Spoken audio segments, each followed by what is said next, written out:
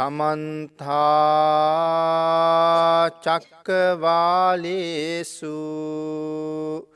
अत्रा गच्छन्तु देवता सद्धम्मं मुनि राजस्स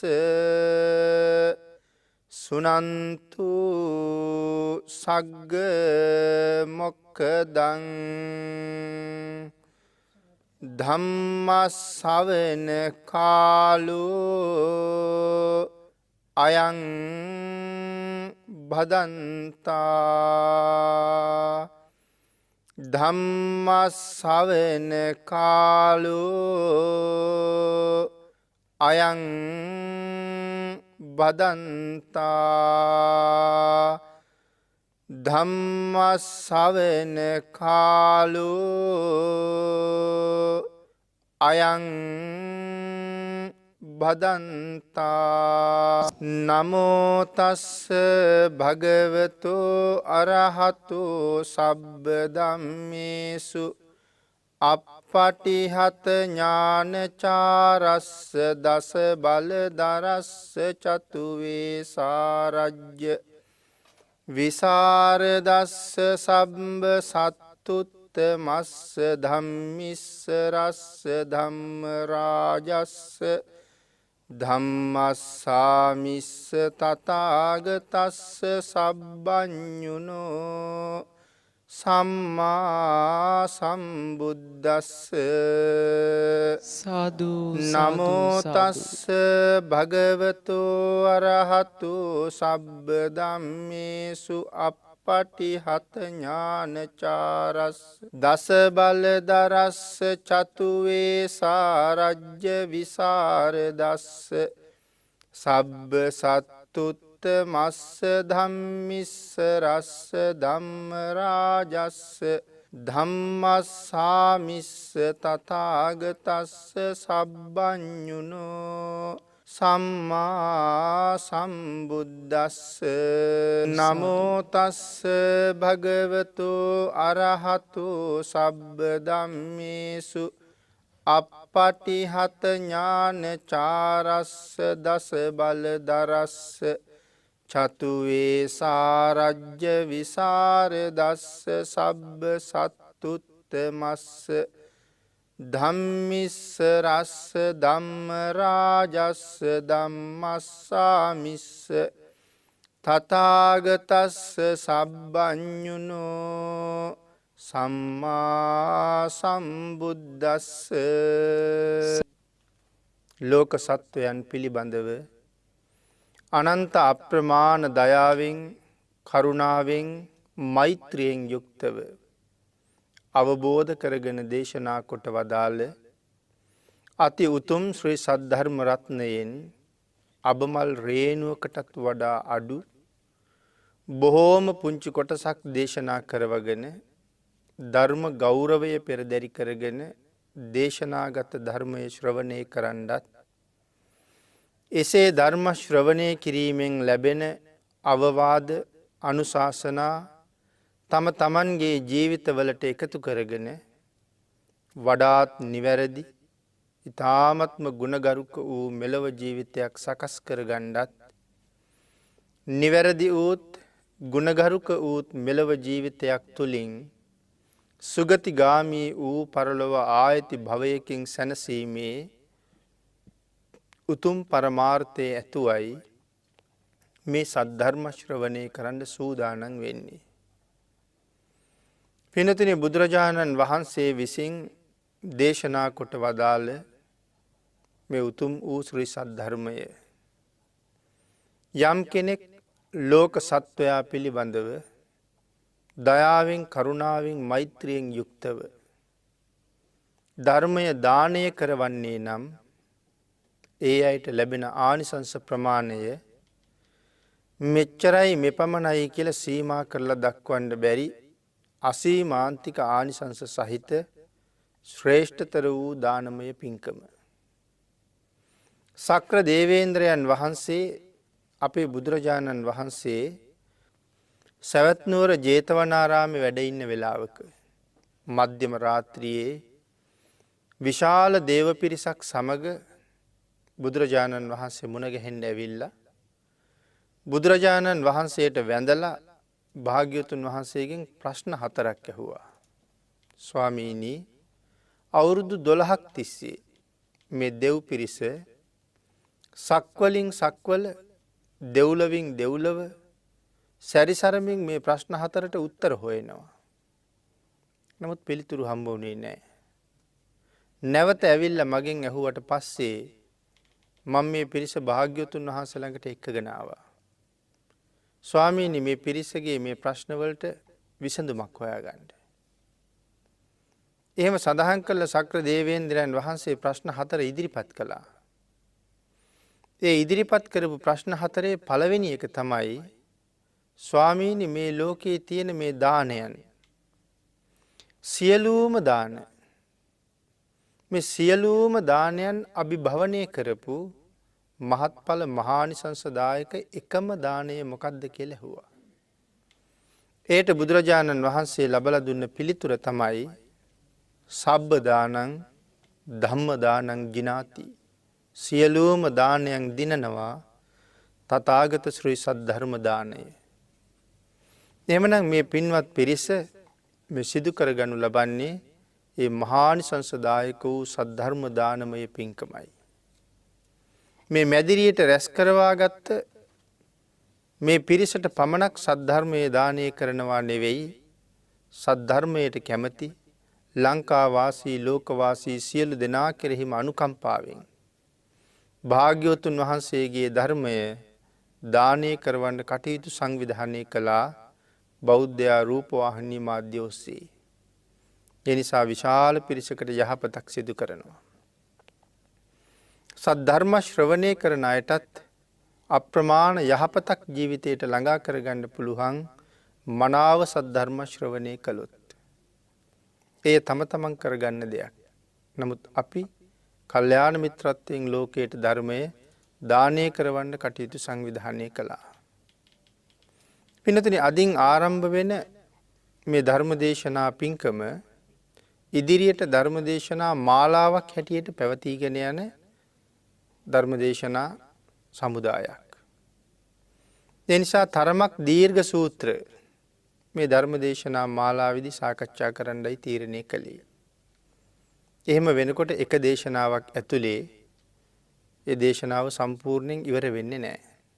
එක කොටසක් අද සාකච්ඡා කරලා ඊළඟ කොටස ඊළඟ දේශනාවේදී සාකච්ඡා කෙරෙන ධර්මදේශනා මාලාවක් හැටියට තමයි පැවැත්වෙන්නේ. ඒ ධර්මදේශනා මාලාවේ ආරම්භක ධර්මදේශනාවේ දායකත්වයේ දරන්නේ මේ පිරිස බොහෝම වාග්ය සම්පන්න වෙච්ච පිරිසක්. ඒ නිසා අද අපි මේ දේශනා මාලාවේ ඉස්සරලාම සාකච්ඡා කරන්නේ මජ්ක්‍ධිම නිකායේ මූල පණ්ණාසකේ මහා සීහනාද සූත්‍රය. භාග්‍යවතුන් වහන්සේගේ සිංහනාදය. මේ සීහනාද සූත්‍ර දේශනාවේ එක කොටසක් විතරයි. මොකද මේ මහා සීහනාද සූත්‍රය බොහෝම දිග සූත්‍රයක්. තාම දිගයි. ඒ නිසා මේ සූත්‍රයෙන් කොටසක් තමයි සාකච්ඡා කරන්නේ බුදුරජාණන් වහන්සේ සරණ යන්න බලාපොරොත්තු වෙන ශ්‍රාවකයන්ගේ බුද්ධ ගෞරවයේ ශ්‍රද්ධාව තව තවත් ඉහළ යන්න මේ කාරණා ටික ඊටාම වටිනවා. මේ සූත්‍රයේම වටිනවා. නමුත් සම්මා සම්බුද්ධ කියන්නේ කවුද කියලා හඳුනා ගන්න අවශ්‍ය සුවිශේෂී කරුණු 10ක් තියෙනවා. ඒ කරුණු 10 තමයි අපි සාකච්ඡා කරන්නේ මේ දේශනා මාලාව ආරම්භ කරමින්. මුලින් සඳහන් කළා මේ සූත්‍රය පටන් ගන්න තියෙන හැටි මේ කරුණු ටික. දසකෝ පනිමානි සාරිපුත්ත තථාගතස්ස තථාගත බලානි යේහි බලේහි සමන්නාගතෝ තථාගතෝ ආසබං ඨානං පටිජානාති පරිසාසු සිංහනාදං නදති බ්‍රහ්මචක්කම් පවත්තති. සරියුත් මහරහතන් වහන්සේ අරමුණු කරගෙන බුදුරජාණන් වහන්සේ විශාල පිරිසක් ඉදිරියේ මහා සිංහනාද සූත්‍රය දේශනා කළේ. මේ සූත්‍රය දේශනා කරන්න හේතු වෙච්ච නිදාන කතාවක් තියෙනවා. ඒ නිදාන කතාව අපි බොහෝම කෙටියෙන් සඳහන් කළොත් ලිච්ඡවි පුත්‍රයෙක්. ඒ කියන්නේ විශාලා මහනුවර වැසියෙක්. ලිච්ඡවි රාජකුමාරයෙක්. ශාසනයේ පැවිදිගත වුණා සුනක්කත්ත කියලා. මේ සුනක්කත්ත භික්ෂුව බුදුරජාණන් වහන්සේගේ උපස්ථායක භික්ෂුවක් හැටියටත් කාලයක් කටයුතු කළා. ආනන්ද ස්වාමීන් වහන්සේ උපස්ථායක වෙන්න කලින්. මෙහෙම කටයුතු කරන අතර මේ සුනක්කත්ත භික්ෂුව බුදුරජාණන් වහන්සේගෙන් කමටහන් අරගෙන දිවස වැඩුවා. දැන් දිවස ලැබුණා. දැන් දෙවිවරු දිව්‍ය ලෝක දිව්‍ය විමාන ඒගොල්ලෝ කරන වැඩ ඒගොල්ලන්ගේ සැප සම්පත් මේ ඔක්කොම දේවල් උන්වහන්සේට මේ දිවස නිසා පේනවා. දෙවියෝ කතා බහ කරනවත් පේනවා. ඒ වුණාට ඇහෙන්නේ නැහැ. කරන වැඩයි කතා බහ කරනවයි මේ කට තොල කට හොලවනවා පේනවා මිසක් කියන දේවල් ඇහෙන්නේ නැහැ. ඒ නිසා උන්වහන්සේ කල්පනා කළා දිබ්බ සෝත වඩන්න ඕනේ. එතකොට දෙවියන් කියන දේවලුත් මට ඇහෙනවා. බුදුරජාණන් වහන්සේ ළඟට ගිහිල්ලා දිබ්බ සෝත වඩන්න කමටහන් ඉල්ලුවා. බුදුරජාණන් වහන්සේ දිබ්බ සෝත වඩන්න උන්වහන්සේට කමටහන් දුන්නේ නැහැ. භාග්‍යතුන් වහන්සේ කමටහනක් නොදෙන්නේ ඒ පුජ්‍යලයාට ඒක හරියන්නේ නැති බව දැනගෙන. නමුත් මේ භික්ෂූන් වහන්සේ ඒකට කැමැත්තක් දැක්ුවේ නැහැ. ඒ නිසා භාග්‍යතුන් වහන්සේ කමනාප වුණා. ගිහි වුණා. ගිහි වෙලා බුදුරජාණන් වහන්සේට බැන බැන තැන තැන ඇවිද්දා. ඇයි ඒ? මමත් රාජකුමාරයෙක්. මමත් රාජවංශේ. බුදුරජාණන් වහන්සේත් රාජකුමාරයෙක්. බුදුරජාණන් වහන්සේත් රාජවංශයේ උසස් වංශේ මමත් උසස් වංශේ. දැන් මට දිවස තියෙනවා. මට දිව්‍යමය කන වඩන්න දිබ්බ සෝත වඩන්න කමටහන් ඉල්ලහම දුන්නේ නැත්තේ මට දිබ්බ සෝත ලැබුණා නම් මමත් බුදුරජාණන් වහන්සේත් සමාන වෙනවා. අන්න ඒ නිසා තමයි මට කමටහන් දුන්නේ නැත්තේ කියලා චෝදනා කර කර ඇවිද්දා. නමුත් මේ ලෝකේ භාග්‍යවතුන් වහන්සේට සමාන වෙන්න කාටවත් බැරිද පුළුවන්ද කියන කාරණාව ලෝකයට දේශනා කරන්න තමයි මේ මහා සිංහනාද සූත්‍රයේ දේශනා කළේ. භාග්‍යවතුන් වහන්සේ නම් කවුද කියන කාරණාව පැහැදිලි කරන්නයි. ඉතින් සරියුත් මහරහතන් වහන්සේ ඇතුළු විශාල භික්ෂූන් වහන්සේලා පිරිසක් මේ දේශනාව ශ්‍රවණය කරන්න ඉන්නවා. භාග්‍යවතුන් වහන්සේ ආමන්ත්‍රණය කරන්නේ සරියුත් මහරහතන් වහන්සේටයි. ඒකයි සඳහන් කළේ දසකෝ පනිමානි සාරිපුත්ත තථාගතස්ස තථාගත බලානි. සාරිපුත්‍රයන් වහන්සේ ආමන්ත්‍රණය කරලා සාරිපුත්ත තථාගතයන් වහන්සේගේ බල 10ක් තියෙනවා. යම් බලයකින් සමන්විත තථාගතයන් වහන්සේ ආසබං ඨානං පටිජානාති.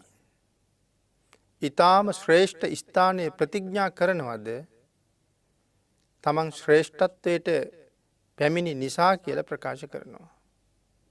ඊ타ම ශ්‍රේෂ්ඨ ස්ථානයක් පිළිබඳව සඳහන් කරනවා නම් ඒ භාග්‍යතුන් වහන්සේ එතෙන්ට පැමිණි නිසායි කියලා සඳහන් කරනවා.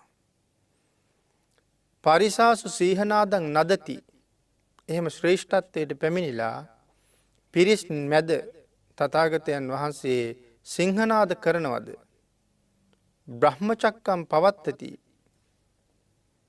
අති උතුම් වූ බ්‍රහ්මචක්‍රය පවත්වනවද කියලා සඳහන් කරනවා.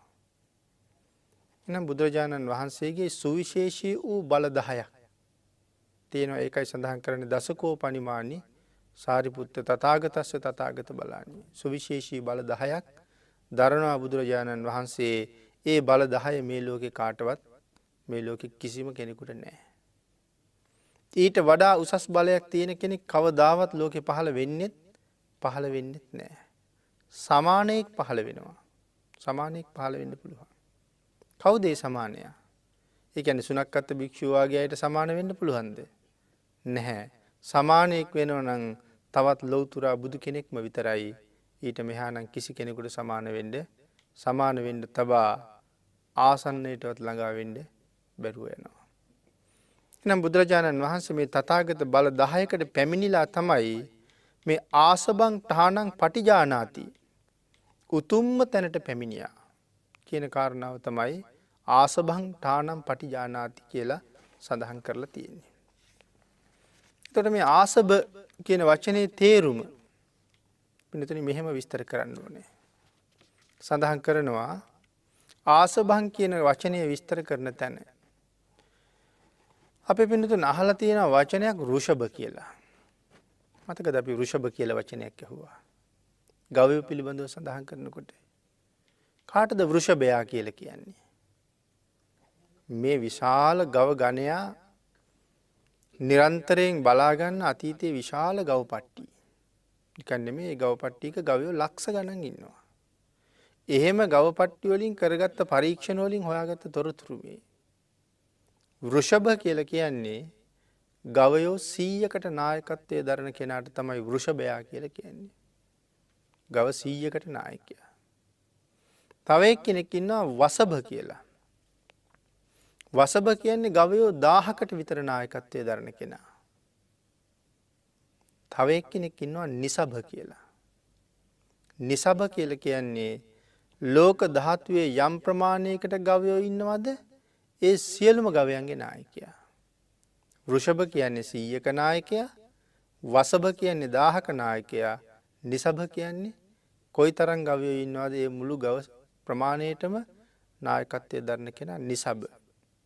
එතකොට මෙතන සඳහන් කරපු වචනේ ආසභං ඨානං පටිජානාති. එතකොට කාටද මේ ආසභ කියලා කියන්නේ? ආසභ කියලා කියන්නේ සඳහන් කරනවා සියල්ලන්ගෙන් උතුම් තැනට පැමිණියා කියන එකයි. සියල්ලන්ගෙන්ම උතුම් තැනට. දැන් නිසභ සියලු ගවයන්ට විතරයි උතුම්. එතකොට මිනිසුන්ට උතුම් වුන්නේ නැහැ. එහෙනම් මේ ආසභ කියලා කියන්නේ සියලුම දෙනාට. සියලුම දෙනාගේ උතුම් ස්ථානයේ සනිටුහන් කරපු නිසා ආසභ කියන වචනේ පාවිච්චි කරනවා. ආසභං ඨානං පටිජානාති. සියල්ලන්ටම උතුම් ස්ථානයේ පිහිටියා කියන අදහස තමයි එතන තියෙන්නේ. ඒ නිසා සඳහන් කරනවා මේ වසභ නිසභ වගේ ගවයෝ. මේ නිසභ කියලා කියන්නේ අජානීය ගවයෙක්. එතකොට අපි අජානීය කියන වචනේ අහලා තියෙනවා මීට කලින්. හැබැයි අපි හුඟක් දෙනා අහලා තිබ්බේ අජානීය අශ්වයෝ ගැන. නමුත් අජානීය වචනේ පාවිච්චි කරුවා මේ ලෝකේ අශ්වයාට විතරක් නෙමෙයි. සිංහනාද සූත්‍රයේ සීහ සූත්‍රයේ අංගුත්තර නිකායේ සීහ සූත්‍රයේ සඳහන් කරනවා මේ අජානීය පිරිස කොච්චරද කියලා. ඒ සූත්‍රයේ සඳහන් කරනවා 5 දෙනෙක් ගැන. අජානීය අශ්ව, අජානීය වෘෂභ, අජානීය හත්ති, අජානීය ඇත්තු, අජානීය සිංහ, අජානීය පුරුෂය. 5 දෙනෙක්. එතකොට මේ අජානීය වෘෂභයෙක් තමයි මේ නිසභ කියන කෙනා. අජානීයයි. වසභත් ඊටාම නිර්භීතයි. අජානීය වෙච්චාම නිසභ ඊටාම නිර්භීතයි. කොයිතරම් නිර්භීතද කියලා සඳහන් කරනවා. මේ වසභ නිසභ ආදී ගවයෙක් හරියට මේ මහ පොළොවේ පාද දෙක පිහිටවල හිටගත්තාම ඒ සතාට හිතිලා එතනින් අයින් වෙනවා මිසක් වෙන කිසි කෙනෙකුට ඔහු එතනින් අයින් කරන්න බෑ. කිසිම දෙයක් පාවිච්චි කරලා මොනම උපක්‍රමයකින්වත් මොනම බිය ගැන්වීමකින්වත් මොහු මෙතනින් අයින් කරන්න බෑ. මොකද බිය ගන්නවන්න බෑ. බිය නෑ කියලා සඳහන් කරනවා. දෙකට උදාහරණයක් සඳහන් කරනවා යම් පිට්ටනියක වාගේ තැනක හිටියොත් තමන්ගේ පාද දෙක ළඟ අකුණක් පිපුරුවොත් අපි නම් බොහොම සතපුම් දහස් ගාණක් ඈත අකුණක් පුපුරන කොටත් කන් දෙක වහ ගන්නවා ගෙට දුවනවා. අපි එහෙම බයයි. සඳහන් කරනවා මෙයාගේ පාද දෙක ළඟ අකුණක් පිපුරුවොත් හැරිලවත් බලන්න යාළුවේ ඇහිච්ච සද්දේ මොකද්ද කියලා. තරම්ම නිර්භීතයි කියලා සඳහන් කරනවා මේ වසභ නිසභ වාගේ ගවයෝ. ඒතකොට භාග්‍යතුන් වහන්සේ ගැන සඳහන් කරනකොට ඊටත් එහා. ඒ නිසා පින්නතුනි මෙතන සඳහන් කරනවා මනාකොට මහ පොළොවේ පිහිටියා කියන අර්ථය මේ නිසභ වසභ කියන ගවයෝ පිළිබඳව එහෙම පිහිටාම ඊටාම නිර්භීතයි. ඊළඟට භාග්‍යවතුන් වහන්සේ සම්බන්ධයෙන් මේක සඳහන් කරනවා පොළොව යට කරගෙන යම් තැනක හිටියානම් ආන්ගේ පොළොවට කියනවා අටපිරිසගෙන් සමන්විත පොළොවක් කියලා. භාග්‍යවතුන් වහන්සේ යම් තැනක පොළොව යට කරලා හිටගත්තා නම් ඒ පොළොවට කියනවා අටපිරිසකගෙන් සැදුම්ලත් පොළොවක් කියලා. එතකොට කවුද මේ අටපිරිස කියලා කියන්නේ? ඒ අටපිරිස තමයි මනුස්ස ලෝකයේ හතර පිරිසයි. දිව්‍ය ලෝකයේ සහ බ්‍රහ්ම ලෝකයේ හතර පිරිසයි. මේ තමයි අටපිරිස. මේ අටපිරිසගෙන් සැදුම්ලත් පොළොවක් කියලා කියන්නේ මේ අටපිරිස භාග්‍යවතුන් වහන්සේ පොළොව බවට පත් කරලා ඒ පොළොව උඩ භාග්‍යවතුන් වහන්සේ හිට ගන්නවා කියලා කියන්නේ මේ අටපිරිසම භාග්‍යවතුන් වහන්සේට යටත් කියන කාරණාවයි සඳහන් කරන්නේ. එතකොට අටපිරිසම භාග්‍යවතුන් වහන්සේට යටත්. එහෙනම් අපි දැනගන්න ඕනේ කොයි වාගේ අයද මේ භාග්‍යවතුන් වහන්සේට යටත් කියලා. මනුස්ස ලෝකයේ ඉන්න පළවෙනි පිරිස ශාස්ත්‍රීය පිරිස. කාටද මේ ශාස්ත්‍රීයෝ කියලා කියන්නේ? ශාස්ත්‍රීයෝ කියලා කියන්නේ රජවරුන්ට. රජවරු කියලා කියන්නේ ඊටාම ශ්‍රේෂ්ඨ උපතක් තියෙන. ඊටාම පිරිසිදු උපතක් තියෙන. මහා ධනස්කන්ධයක් තියෙන. උසස් ශිල්ප හදාරලා තියෙන. ඊටාම දක්ෂ මේ සමාජයේ හැම දෙයකින්ම උසස්යයි සම්මත පිරිසක් හැටියට මේ ශාස්ත්‍රීය පිරිස හඳුන්වනවා. ඊටාම ඉහළ බලයක් තියෙන්නේ. තමන්ට කරන්න බැරි දෙයක් නැහැ. ඕනම දෙයක් කරන්න පුළුවන්. රටක ගත්තහම අද ඉන්නේ පාලකයෝ. නියෝජිතයෝ. අද ඉන්නේ නියෝජිතයෝ.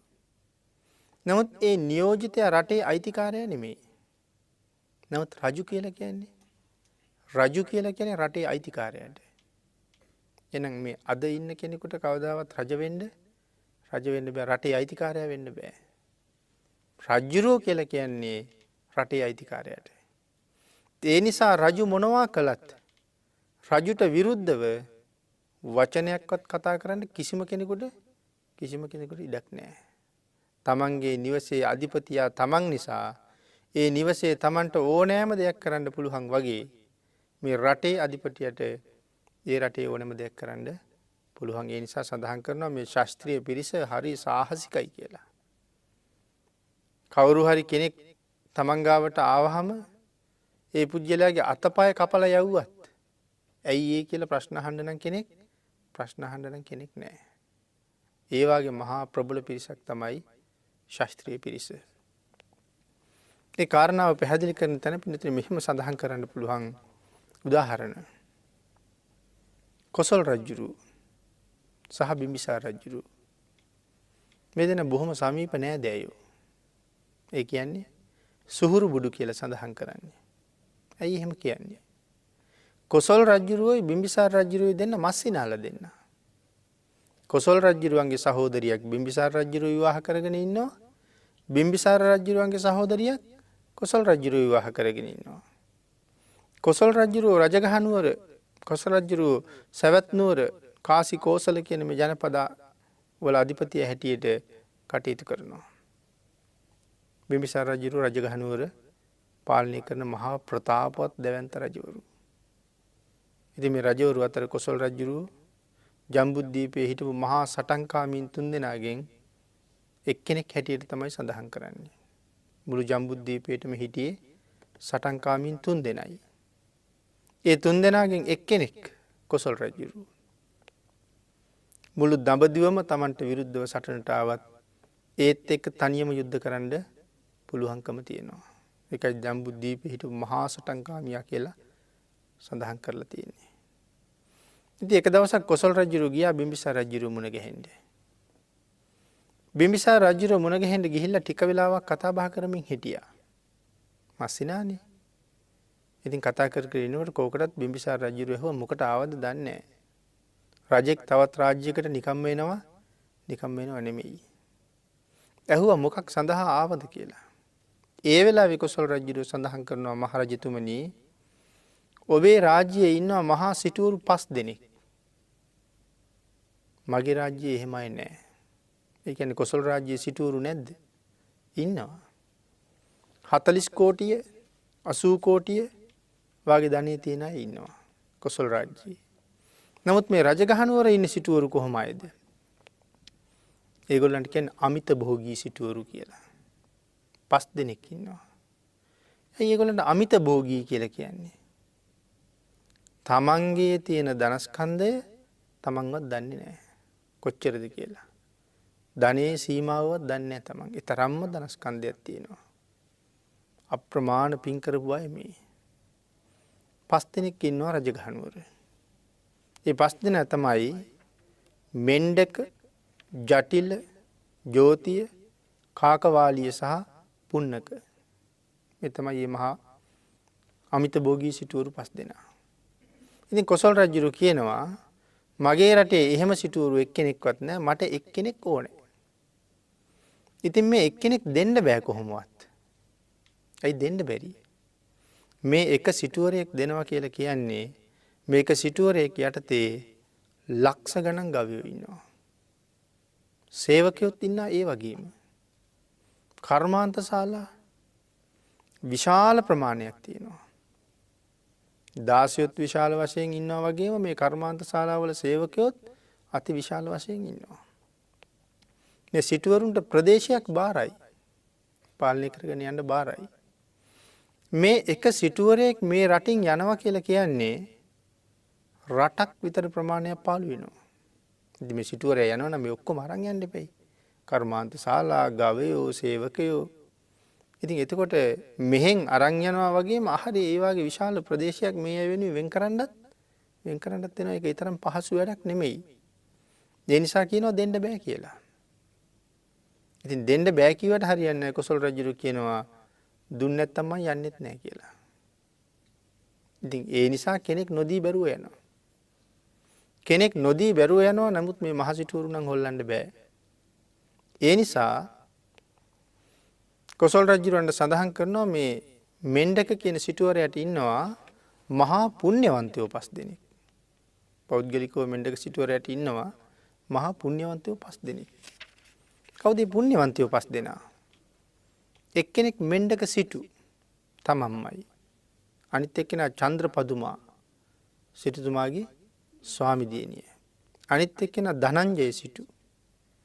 අනිත් එක්කෙනා ධනංජය සිටුවරයාගේ බිරිඳ. අනිත් එක්කෙනා මේ 4 දෙනාගේම දාසයා පුන්න. මේ තමයි මහා පුණ්‍යවන්තයෝ 5 දෙනා.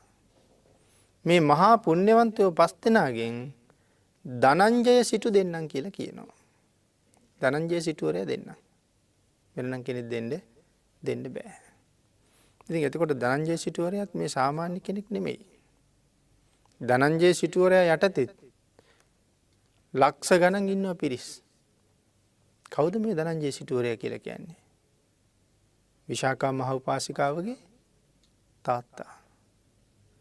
එතකොට ධනංජය සිටුවරයා මහා පුණ්‍යවන්තයෙක් කියලා හඳුන්වනවා. විශාකා සිටු දේවිය මහා පුණ්‍යවන්තයෙක් ගණයට අයිති වෙන්නේ නැහැ. එතකොට විශාකා සිටු දියණිය පිළිබඳව බොහෝ කරුණු කාරණා දන්න සදහැවතුන් හිතලා බලන්නකො ඒ තරම් පුණ්‍යවන්තිය මහා පුණ්‍යවන්තයෝ ගණයට නොගියා නම් මේ මහා පුණ්‍යවන්තයෝ කොහොම තැනකින් ඉඳද්ද කියලා. ධනංජය සිටුවරයා මහා පුණ්‍යවන්තයන්ගෙන් එක්කෙනෙක්. ඇයි මේ මහා පුණ්‍යවන්තයෝ කියලා කියන්නේ? මොකද්ද ධනංජය සිටුට තිබිච්ච විශේෂත්වය? සඳහන් කරනවා කහවණු දහසක් හෝ ලක්ෂයක් තමන්ගේ මල්ලකට දාගෙන තමන් යටතේ සේවය කරන සේවකයෝ ලක්ෂ ගානකට පඩි බේරනවා. පඩි බේරලා ඇවිල්ලා ඉවර වෙලා තමන්ගේ මල්ල බලාපුවම තමන් දාපු කහවණු ලක්ෂේ එහෙම්මම තියෙනවා. නමුත් ලක්ෂ ගානකට පඩි දුන්නා. තමන් ගෙදරින් ගත්ත ලක්ෂේ එහෙම්මමයි. ඒක කවදාවත් ඉවර වෙන්නේ නැහැ. චන්ද්‍රපදුමා දේවියත් එහෙමයි. යම් මුට්ටියක බත් ඊවනම් මුළු දඹදිවටම බෙදුවත් ඒ මුට්ටිය බත් ඉවර වෙන්නේ නැහැ. ඉතින් මේ වාගේ මේ 5 දෙනා සම්බන්ධයෙන් විශේෂ කරුණු 5ක් තියෙනවා. මේ මොනව කරලාද? දන් දීලා. දානයක් දීලා ලබාගත් ශක්තිය මේ තියෙන්නේ. ඉතින් මේගොල්ලන්ට මෙහෙම ශක්තිය හම්බුණා නම් දානයක් දීලා ප්‍රාර්ථනා කරලා අපි හිතනවනේ අපි දීලා තියෙන දාන වල හැටියට මතු අනාගතේ අපිට මොනව නොලැබෙයිද කොහොම දෙන්න බැරි වෙයිද කියලා. එහෙම හිතන්න ඕනේ නැද්ද? එක දානයක් දීලා මෙහෙමනම් තම තමන් ගැන කල්පනා කරන්නකෝ මගේ ජීවිතේ මං දාන කීයක් දුන්නද කියලා. අපිටත් එහෙම ලැබෙයිද? අපිටත් මහා පුණ්‍යවන්තයෝ වෙන්න පුළුවන් වෙයිද? හැබැයි ඉතින් එහෙම පුළුවන් නම් මේ ශාසනයේ මහා පුණ්‍යවන්තයෝ 5 දෙනෙක් ගැන නෙමෙයි සඳහන් කරන්න වෙන්නේ. ලක්ෂ ගණන් සඳහන් කරන්න වෙනවා. එතකොට එහෙම සඳහන් නොකළේ ඇයි? මෙතෙන්ට එන්නේ තරම් ලීසි නෑ. දන් දෙන අයගාව තිබිය යුතු දේවල් වෙනම භාග්‍යතුන් වහන්සේ පැහැදිලි කළා. විශේෂයෙන් ඉස්සරලාම මොකද්ද තියෙන්න ඕනේ දානි මහත්ඵල කරගන්න නම්? ඉස්සරලාම දන් දෙන දායකයා සිල්වත් වෙන්න ඕනේ. දැන් අපි අහලා තියෙනවා දන් දුන්නාම ධර්ම දේශනා වලින් විමානවත්තු පාළිය ගත්තාම ඕන තරම් මේ දන් දීලා දෙව්ලොව ගියපු හැටි දෙව්ලොව ගිහිල්ලා අපමණ සම්පත් ලබාගෙන සැප විඳින හැටි මේ දේශනා වලින් ඕන තරම් අපි අහනවා. අපේ ගෙදරක දානමය පින්කමක් ඉවර වෙච්චාම ස්වාමින් වහන්සේ ධර්ම දේශනාව කරනකොටත් මුලිනුත් අගිනුත් මේ කාරණාව පැහැදිලි කරනවා. දිව්‍ය මානුෂික සැප කියලා. ඉතින් අපි හරි සතුටටපත් වෙනවා. හැබැයි දානයක් දීලා එහෙම සැප සම්පත් ලැබෙනවා කියලා සඳහන් කළාට ඒ යටාවතේ ඒකට හේතු වෙන මූලික කාරණාවක් තියෙනවා. ඒක සම්පූර්ණ වෙන්න ඕනේ. ඒ කාරණාව තමයි සිල්. දන් දෙන දායකයා ගාව පිරිසිදු සීලයක් තියෙන්න ඕනේ. මේ සඳහන් කරන්නේ දෙව්ලොව ගිහිල්ලා මෙහෙම සැප වින්ද කියලා. අර විමානවත්තු පාළියේ තියෙන්නේ. මුගලන් මහරහතන් වහන්සේ දෙව්ලොව වැඩලා දිව්‍ය විමානවල සැරිසරන වෙලාවේ බොහොම ආශ්චර්යමත් දීප්තිමත් දිව්‍ය ලෝකයක් ළඟට ගිහිල්ලා ඒ දිව්‍ය විමානයේ ඉන්නේ කවුද කියලා බලහම දිව්‍යාංගනාවක් වෙන මහ තේජවන්තයි හරි ප්‍රතාපවත්. ඊටාම ලස්සනයි. රහතන් වහන්සේට ඇවිල්ලා වැන්දට පස්සේ උන්වහන්සේ අහනවා මේ තරම් විශාල ශ්‍රේෂ්ඨ දිව්‍ය මාලිගාවක ජීවත් වෙන්න මේ තරම් ලස්සන රූපයක් සමග තේජවන්තව උපදින්න මනුස්ස ලෝකේ ඉන්න කාලේ මොන වගේ පින්කමක් කෙරුවද කියලා. දිව්‍යාංගනාව උත්තර දෙන්නේ නැහැ. නමුත් රහතන් වහන්සේ අහනවා කමක් නැහැ උත්තර දෙන්න. ඒ කාරණාව අහගෙන මනුස්ස ලෝකෙට ගිහිල්ලා පින්කම කියහම තව බොහෝ දෙනා එහෙම පින් කරලා මේ වගේ සුගති වලට එයි ඒ කාරණාව පැහැදිලි කරන්න උත්තර දෙන්න. ඉතින් උත්තර නොදී හිටියට සඳහන් කරනවා රහතන් වහන්සේ නමක් 3 වතාවක් අහනකම් නිශ්ශබ්දව ඉන්න බෑ කියලා. ඒ නිසා උත්තර දෙන්නම වෙනවා. බොහෝම බැගෑපත් විදිහට වගේ උත්තරයක් දෙනවා ස්වාමීනි. මනුස්ස ලෝකේ හිටපු කාලේ මං හරි දුප්පත්. දෙන්න තරම් දෙයක් මට තිබුණේ නෑ. ස්වාමීනි මම එක දවසක් දානෙට පූජා කිරුවේ කැකිරි ගෙඩියක් කියලා. ආන් ඒ කැකිරි ගෙඩිය පූජා කරපු පිනෙන් තමයි මම මෙහි ආවේ. තවත් දිව්‍යාංගනාවක් සඳහන් කරනවා ස්වාමීනි දෙන්න දෙයක් නැතිම හින්දා මං දානෙට පූජා කිරුවේ තිඹිරි ගෙඩියක් කියලා. මෙහෙන්න කරපු පින්කම. එතකොට එහෙනම් අපි දුන්න දාන කැකිරි තිඹිරි වගේ දේවල්ද අපි දුන්නේ? එහෙනම් අපි කොහොම සුගතිය යන්න ඕනේද? අපි මතක තියාගත යුතු කාරණාව තමයි අපි ගාව ඇද්ද නැද්ද දන්නේ. නමුත් මේ කැකිරි පූජා කරපු අය, තිඹිරි පූජා කරපු අයත් දිවි හිමියෙන් සිල් රැකගත් අය. ඒ සිල් මත පිහිටලා තමයි මේ දන් දීලා තියෙන්නේ. අනික බුදුරජාණන් වහන්සේ දේශනා කළේ තියෙන දෙයින් අත්හරින්න කියලා.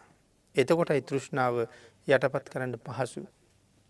මට මෙච්චරක් හම්බුනොත් මෙච්චරක් දෙනවා. එහෙම දන් දෙන්න කියලා දේශනා කරලා නැහැ. මට මෙච්චරයි තියෙන්නේ එයින් මෙච්චරක් දෙනවා. දැන් සමහර අය සමහර ලාවට සමාජ කියනවා ඇහෙනවා. මං අද ලොතරැයියක් ගත්තා.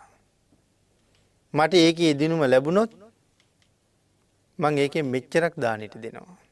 කෝටි ගාණක් හරි ලක්ෂ ගාණක් හරි ලැබුණොත් එහෙමයි අපි කල්පනා මෙච්චරක් ලැබුණොත් මෙච්චරක් අත්හරිනවා. නමුත් එහෙම දන් දීමක් පිළිබඳව දේශනා කරන්නේ නැහැ දෙන්න පුළුවන්. නෑ මට මෙච්චරයි තියෙන්නේ. මංගාව අද තියෙන්නේ රුපියල් 100යි. මට අද 1000ක් හම්බුනොත් 500ක් අත්හරිනව නෙමෙයි. මේ තියෙන 100න් 50ක් අත්හරින්න පුළුවන් නම් අරට වඩා ශ්‍රේෂ්ඨයි. එතකොට තමයි තෘෂ්ණාව යටපත් වෙන්න පහසුකම තියෙන්නේ. ඇයි මේ 100 මට දීලම බෑනේ මේක මට ඕනෙමයි. ඒක නිසා අන්න ඒකෙන් අත්හරින්න පුළුවන් නම් අරට වඩා ශ්‍රේෂ්ඨ අත්හැරීමක්. එන මේ මෙණ්ඩක සිටුත් එහෙමයි. මෙණ්ඩක සිටුවරයා පිළිබඳව කාරණාව බොහොම දිගයි. නමුත් බොහෝම කෙටියෙන් සිහිපත් කරන්නේ අතීතයේ රටේ විශාල දුර්භික්ෂයක් ඇති වුණා. මෙණ්ඩක සිටුවරයා මේ දුර්භික්ෂයට මුහුණ දුන්නා. ඒ වුණාට 7 අවුරුද්දක් තරම් වූ දුර්භික්ෂයට සම්පූර්ණ සාර්ථකව මුහුණ දෙන්න බැරුව ගියා. මහ පොළොවේ යටත් මහ පොළොවේ උඩත් පුරවලා තිබිච්ච සියලුම ගබඩාවල ධන දාන්න ඉවර වුණා. අන්තිමට දාස් ගණන් තමන්ගේ හිටපු සේවකයෝ මාලිගාවෙන් පිට කළා. ඔයගොල්ලෝ කොහේ හරි කෑම හොයාගෙන යන්න මංගාවට වෙලා ඉඳලා බඩගින්න වෙයිලා මැරෙන්න එපා ගිහින් කොල කාලා හරි ජීවත් වෙන්න. ඒ අතරේ නොගිය එක්කෙනෙක් හිටියා ඒ තමන්ගේ 16 විතරයි. දැන් සිටුතුමාටත් බඩගින්න දැන් සිටු මාලිගාවෙත් කන්න දෙයක් නැහැ. එක දවසක් රාජ්‍ය සේවයට ගිහිල්ලා යනකොට දරා ගන්නම බැරුව සිටු දේවියට කියනවා දැන් නම් මැරිලා වැටෙයි වාගේ බඩගිනි. කන්න මොකවත්ම නැද්ද කියලා ඇහුවා. ස්වාමීනි හංගවාගත්ත හාල්පතක් තියෙනවා. කොහෙද දෙයියනේ ඔක තියාගෙන හිටියේ? මහ පොළොවේ වලල්ලා තියාගෙන හිටියේ. ස්වාමීනි කැඳවු යන්නද? කැඳවුවියොත් දෙවේලක් බොන්න පුළුවන්. මේ හාල්පතින් කැඳවේල් දෙකක් විය හැකියි. හැබැයි ඉතින් බත් ඊවොත් එක වේලයි. සිටුතුමා කල්පනා කරලා උත්තරයක් දෙනවා. දෙවේලක් කැඳ බීවත් ඉන් එහාට බොන්න දෙයක් නැහැනේ. ඒ හින්දා බත්ම කමු. කොහොමත් කැඳ බීවත් බත් කෑවත් මැරෙනවා ඊට එහා දෙයක් නැහැ. බත්ම කමු. මේ හාල්පතෙන් බත් ඊවා. බත් වේල 5 දෙනෙකුට බෙදුවා. දැන් ගෙදර 5 දෙනෙක් ඉන්නවා. 5 දෙනාටම බෙදලා සිටුතුමාගේ කෑම එක ළඟට දීලා සිටුතුමා ආහාර ගන්න සූදානම් වෙන වෙලාව. දැන් මැරෙයි වගේ බඩ පෙරලි තියෙන බඩගින්නේ. මේ වෙලාවේ තමයි ගන්ධමාදන පර්වතයේ වැඩ ඉන්න පසේ බුදුරජාණන් වහන්සේ සමාධිචුවයෙන් අවදි වෙන්නේ. අවදි වුණාම උන්වහන්සේලාට දානි කවුරු හරි ඒ දවසේ දුන්නොත් ජීවත් වෙනවා. එදාට ආහාරයක් නොලැබුණොත් සාමාන්‍ය ස්වභාවයේ පිරිනවම් පානවා. එහෙනම් අද කාගෙන් හරි දාන වේලක් ලැබුණොත් තමයි එතනින් එහාට ජීවත් වෙන්න පුළුවන්. අදිෂ්ඨාන කරලා බැලුවා ජම්බුද්දීපේ කොහෙවත් බත්ති දෙනවද කියලා. මේ ගෙදර හැර මුළු දඹදිවම බත්ති දෙන්නේ නැහැ. බාන දුර්භික්ෂය කොහොමද කියලා. මම මේ ගෙදරට වැඩියොත් මේගොල්ලන්ට පව් සිද්ධ වෙයිද පින් සිද්ධ වෙයිද? ඒ බැරි වෙලාවත් බඩගින්න වැඩි වෙලා තවත් කාලකන්ණියෙක් ආවනේ මගේ කැම ටික ගාවට කියලා හිතුනොත් එහෙම නිරේට යන තරම් පව් පිරෙන්න පුළුවන්. එහෙම හිතෙනවා නම් යන්නේ නැතුව ඉඳයි මේ බලන්නේ. නෑ මං වැඩියොත් තාම ශ්‍රද්ධාවෙන් දන් දෙනවා විතරක් නෙමෙයි මේ ඇටත් අප්‍රමාණ ලාභයක් ලැබෙනවා. සිටුතුමා පිඟානට අත තියෙනකොටම පසේ බුදුරජාණන් වහන්සේ අහසින්ම වැඩිය දොරකඩට. අපිට නම් බඩගිනි වෙලා ඉන්න වෙලාවේ බලු පැටියා පූස් පැටියා ඇවිල්ලා දැක්කත් කේන්ති යනවා. රජුරු සිටුතුමා කල්පනා කළා සසර මේ වාගේ දුර්භික්ෂයකට මුහුණ දුන්නේ සංසාරේ දන් දීලා නැති හින්දා. මේ ආහාර වේල අනුභව කරුවත් හෙට අනිද්දා ඉන් අනිද්දා කන්න නැති හින්දා මම මැරෙනවමයි. ඒ නිසා මේකත් මට එපා. සසර දන් නොදීපු නිසා විඳින මේ දුකෙන් සංසාරේ නිවන් දක්නා ජාති දක්වා පීඩාවටපත් නොවෙන්න මෙවන් දුකක මං අද දන් දෙනවා කියලා කල්පනා කරලා බුදුරජාණන් වහන්සේ ළඟට ගිහිල්ලා වැඳලා පාත්‍රය අරගෙන මාලිගාවට වැඩමවලා ආසන පනවලා වඩා හිඳවලා පාත්‍රය දෝවණය කරලා උන්වහන්සේට පිළිගන්වලා තමන්ගේ දානි ටික තමන්ගේ ආහාර පිඟාන ගෙනහිල්ලා පිළිගන්නවා. ස්වාමීනි භාගයක් පිළිගන්නනකොට උන්වහන්සේ අත වැහුවා. ස්වාමීනි හාල් පතක් උයලා ඒක 5 දෙනෙකුට බෙදලා හම්බෙච්ච කොටස මේ තියෙන්නේ. අය මේක තවත් දෙකට බෙදන්න දෙයක් මේකේ නෑ. මගේ භාග්‍යතුන් වහන්සේ වෙනුවෙන් මට කිසිම ආමිෂයක් එපා. මට මුකුත් එපා ස්වාමීනි. මේ දානේ පූජා වේවා. සසර උපදින භවයක් ගානේ නිවන් දක්නා ජාති දක්වා මෙවන් දුර්භික්ෂ වලට මුහුණ දෙන්න අවස්ථාව නොලැබේවා. ආහාරයෙන් පීඩිත වෙන සකල සත්‍ය ආහාරයෙන් පෝෂණය කරමින් නිර්වාණයට යන්න මට ශක්තිය ලැබේවා කියන ප්‍රාර්ථනාව කරලා දන් දුන්නේ. එතුමා දන් දෙන එක ඇහුණා බිරිඳට බිරිඳ ස්වාමීනි තනියම පින් කරගන්නවද? එතුමියගේ ආහාර ටිකක් ගෙනාවා. ඒක පුතාට ඇහුණා පුතත් ගෙනාවා. ඒක ලීලිට ඇහුණා ලීලිත් ගෙනාවා. ඒක 16ට ඇහුණා 16ත් ගෙනල්ලා භාග්‍යතුන් වහන්සේට දම් පූජා කළා. උන්වහන්සේ මේ සදහවතුන්ගේ සදහැසිත තවත් දියුණු කරන්න අදිෂ්ඨාන කළා. මම ගන්ධමාදන පර්වතයට වඩිනවා මේ සියලු දෙනාට පේන්න ඕනේ. ඒ 이르දියක් දක්වලා වැඩියා මේ සියලු දෙනාටම පස් දෙනාටම පේනවා භාග්‍යතුන් වහන්සේ අහසින් වැඩලා ගන්ධමාදන පර්වතයට පාත් වෙනවා. එහි වැඩ ඉන්නවා පසේ බුදුරජාණන් වහන්සේලා 500ක්. තමන්ගේ මාලිගාවේ දොරකඩ ඉඳලා බලාගෙන ඉන්න මේ පස් දෙනාටම පේනවා බුදුරජාණන් වහන්සේ අපේ දානි ටික 500ක් පසේ බුදුරජාණන් වහන්සේලාට බෙදනවා. එතකොට 500ක් පසේ බුදුවරුන්ට දන් දුන්නා හා සමානයි. මේ මහා කුසලයාගේ බලයෙන් එදාම මාලිගාවේ බත් පහළ වෙනවා. ඉතින් එහෙම පින් කරලා මෙහෙම සම්පත් ලබන්න දන් දීලා තමයි මේවා ලැබුවේ. තරම් අත්හැරීමක්. හිතන්න එහෙම මොහොතක අත්හැරියකද කියලා. එහෙනම් මේ දන් දීලා අත්හරින්න කිව්වේ එහෙමයි. අත්හැරීම. පුළුවන් වෙලාවෙ අත්හරින එක නෙමෙයි වටින්නේ. බැරි වෙලාවෙ අත්හරින එක ඊට වඩා ශ්‍රේෂ්ඨයි. ආන් එදා ධනංජය සිටු මේ තමන්ගේ ආහාර ටික පූජා කරපු ප්‍රාර්ථනාව තමයි මෙන්න මේ විදිහට මසුරන් අරගෙන ලක්ෂ ගානකට පඩි ගෙව්වත් මගේ පැසේ ඇති කහවණු ටික අඩු නොවේවා. ආන් ඒ ප්‍රාර්ථනාව තමයි මේ විපාක දීලා තියෙන්නේ. මහා පුණ්‍යවන්තයෝ කියලා සඳහන් කළේ ඒ නිසා. මෙණ්ඩක සිටුවරයාගේ ගෙදරත් පහළ වෙලා ඉන්නවා එළු 8 දෙනෙක් විතර.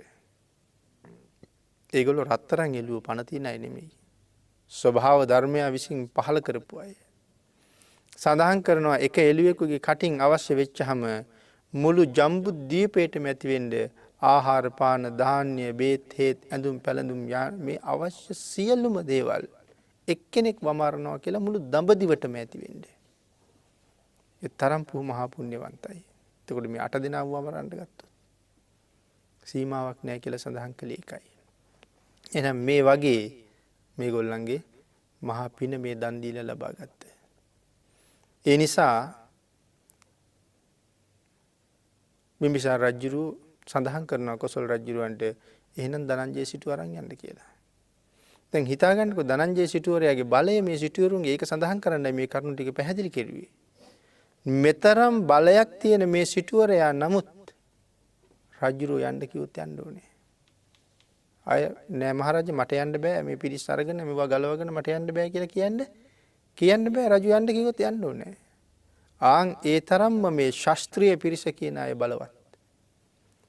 මෙණ්ඩක සිටුවරයට යන්න කිව්වොත් මෙණ්ඩක සිටුවරයා යන්නත් ඕනේ. කාකවාලී සිටුවරයට යන්න කිව්වොත් කාකවාලී සිටුවරයා යන්න ඕනේ බෑ කියලා වචනයක් කියන්න බෑ. කොයි තරම් බලය තිබුණත් රජුට යටත්. එහෙම පිරිසක්. ඉතින් මේ සඳහා කරුණු දක්වන්න උදාහරණ ඕන තරම් ධර්මයේ තුල තියෙනවා මේකට පැහැදිලි කරන්න. කොසල් රජුරුවන්ගේ දනව් එක සිටුවරයෙක් හිටියා. ඒ සිටුවරයා ඒක කෑම වේලක් කහවණු ලක්ෂයක් වටිනවා. එක වේලක්. එතකොට දවසකට කෑම වේල් 3ට ලක්ෂ 3ක් ඕනේ. එහෙම ආහාර ගත්තා හිටියේ සෝන කියන සිටුවරයා. සංසාරේ කරලා තියෙන පින්වල මහිම තමන්ගේ සේවකයෙකුට දෙපාරක් නම් යමක් කියන්න ඕනේ නැහැ කරන්න කියලා.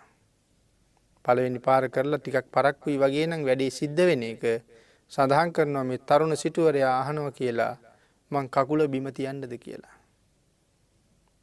මේ සිටුවරයා කකුල බිම තිබ්බොත් මොකද වෙන්නේ සේවකයන්ට? සියලුම සේවකයන් ගොළුවේ කැක්කුම හැදෙනවා. ඒ කියන්නේ තමන්ගේ ස්වාමියාගේ පාදයේ බිම තිබ්බවන්න තරම් කර්මයක් ස්වාමියා කරලා නෑ කවදාවත් පාද බිම තියන්නෙත් නෑ. මහ පොළවේ ඇවිදලාම නෑ. මේ වගේ බුමුතුරුණු මත විතරයි ඇවිදින්නේ. ඒ නිසා සඳහන් කරනවා යටිපතුල් වල ලෝම වැවිලා තියෙන්නේ කියලා. සෝන සිටුවරේ මහ පොළොව පාගලාම නෑ. අපේ වැවෙන්නේ නැත්තේ කර්කශ පොළොව නිසා. මෙයා ඇවිදින්නේ බුමුතුරුණු මත විතරයි. අපේ බුදුරජාණන් වහන්සේට විරේක බෙහෙතක් දුන්න ජීවක වෛද්‍යතුමා. මල් 3කට ගල්වලා තමයි මේ බෙහෙත දුන්නේ. මල් 3ක ගල්වලා. පළවෙනි මල සිඹහම දහවතාවක් විරේක වෙනවා. ශරීරයේ මහා රෝග ඔක්කොම සුවපත් වෙනවා. දෙවනි මල සිම්බහම 10 වතාවක් විරේක වෙනවා. ශරීරයේ මධ්‍යම රෝග ඔක්කොම සනීප වෙනවා. තුන්වෙනි මල සිම්බහම 9 වතාවක් විරේක වෙනවා. ශරීරයේ ඉතුරු වෙච්ච පුංචි පුංචි රෝග ඔක්කොම සනීප වෙනවා. ඊට පස්සේ උණු වතුර ටිකක් වළඳාම තවත් එක වතාවක් විරේක වෙනවා. මල් තුනෙන් බහම 30 වතාවක් විරේක වෙනවා. ඊන් පස්සේ ඊටාම සිවුම් ආහාරයක් තමයි අනුභව කරන්න ඕනේ. මේක දන්නවා රජ සිටු මෙති ඇමතිවරු. ඒගොල්ලෝ භාග්‍යතුන් වහන්සේ වෙනුවෙන් තමන්ගේ ශක්ති ප්‍රමාණයෙන් සිවුම් ආහාර හදාගෙන ආවා.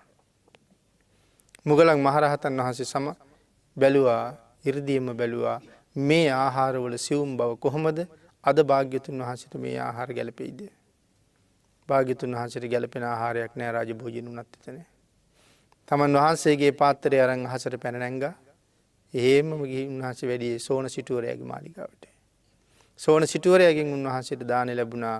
උන්වහන්සේ දිවසින්ම ආහාරය අරගෙන ඇවිල්ලා, අහසින්ම ආහාරය අරගෙන ඇවිල්ලා අර රජවරුන්ගේ ආහාර මැද්දේ තියලා උන්වහන්සේගේ පාත්‍රය කට ඇරියා. සඳහන් කරන ප්‍රදේශයේ සුවඳ හමන්න පටන් ගත්තා කියලා. සුවඳෙන් වැහිලා යන ආහාර සුවඳ. රජවරු කල්පනා කළා රහතන් වහන්සේ දිව්‍ය භෝජනයක් දිව්‍ය ලෝකෙන් අරගෙන ආවා කියලා. ඇහුවා ස්වාමීනි කොයි දිව්‍ය ලෝකෙන්ද? නෑ මහරජා. ඔබේ යටතේ ජීවත් වෙන ඔබේ රාජ්‍යයේම ඉන්න සිටුවරයෙකුගේ ආහාර වේලක් මම මේ ගෙනාවේ. කොසල් රජුගේ පුදුමයටපත් වෙනවා.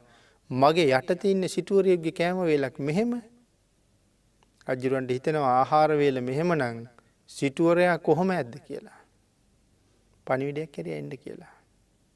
අච්චර තරම් වැජබෙන සිටුවරයා රජුරු පණිවිඩය එරියහම එන්න ඕනේ. එහෙම බෑ කියන්න බෑ. සෝන සිටුවරයා ආපහම කොසල් රජුරන්ගෙන් තමයි බුද්ධ කියන වචනේ මේ එන ගමනේ තමයි ඔක දැනගන්නේ. භාග්‍යතුන් වහන්සේ දැක ගන්න යනවා. ගිහිල්ලා තමන්ගේ පිරිසට කියනවා මම ආයේ මාලිගාවට එන්නේ නැහැ. වන්නත් හරිපත් හැරිල්ල. මම ආයේ මාලිගාවට එන්නේ නැහැ. මොන ධනස්කන්ධයක් දත් හැරියේ. පිරිසට යන්න කියලා සිටුවරයා පැවිදි වෙනවා. එහෙම ධනස්කන්ධයක් තිබුණ අයත් රජුට යටත්. එහෙනම් භාග්‍යතුන් වහන්සේ මනුස්ස ලෝකේ 4 පිරිස කියලා සඳහන් කරාම මෙන්න මේ තරම් බලයක් තිබිච්ච ශාස්ත්‍රීය පිරිස පළවෙනි පිරිස. ඒගොල්ලන්ගේ බලයේ සීමාව හොයන්න බෑ. රජුට එරෙහි වෙන්න කිසි කෙනෙක් නැහැ. එහෙනම් මෙන්න මේ ශාස්ත්‍රීය පිරිස බුදුරජාණන් වහන්සේට යටත්. භාග්‍යතුන් වහන්සේ මේ ඕනෑම ශාස්ත්‍රීයෙක් මහ පොළොව කරලා පාගලා තියෙන්නේ. භාග්‍යතුන් වහන්සේ මත හිට ගන්නවා. එහෙනම් ශාස්ත්‍රීය පිරිසේ බලය පැහැදිලි කරන්න මේ කරුණු ටික සඳහන් කළේ ධර්මදේශනාවට තියෙන කාල සීමාව නිමා වෙලා තියෙන නිසා මේ දේශනා මාලාවේ පළවෙනි දේශනාව අපි මෙතනින් නිමා කරනවා. ඊළඟ දේශනාවේදී ඊළඟ කරුණු ටික අපි සාකච්ඡා කරන්න ඉඩ තියාගෙන